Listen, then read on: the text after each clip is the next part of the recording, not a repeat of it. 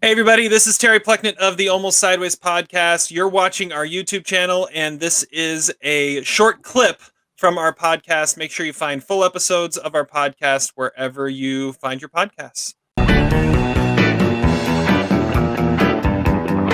So my Cager review is the 2019 Nick Powell movie called Primal, which stars our boy Nicolas Cage as Frank Walsh, who is a hunter who collects animals in the forest, and then he brings them back to the U.S. for a big payday.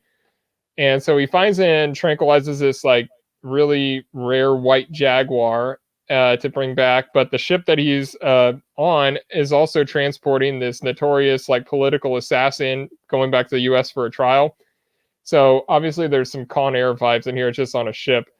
But then the criminal escapes, very eerily similar to the Silence of the Lambs, and then he frees all the animals on the ship to create chaos, and it's pretty much like Cage trying to save the day, which is awesome.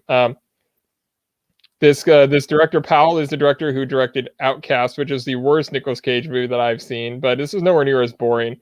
It has some like really entertainingly bad CGI. Like the leopard looks like this like giant spotted lizard, but it's got like the face of a seal.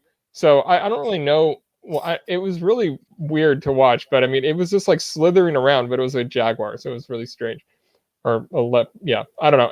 And Cage is like doing really like normal Nicolas Cage things. Like at one point, he does scream at this parrot. He's like, "Hey man, are you kidding me here?" Just because he was like accusing him of stealing his beer off the hood of his car.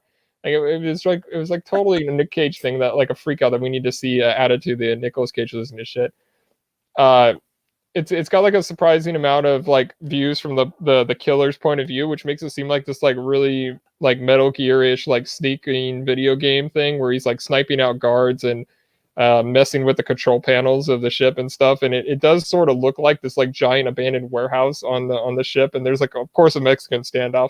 It's like a Tom Cruise movie that's like stuck in a Sylvester Stallone plot, and it's like so much of like a mid-90s movie that it's hard to take seriously in the present day. It was actually originally pitched in the mid '90s, which makes a lot of sense. It has its moments.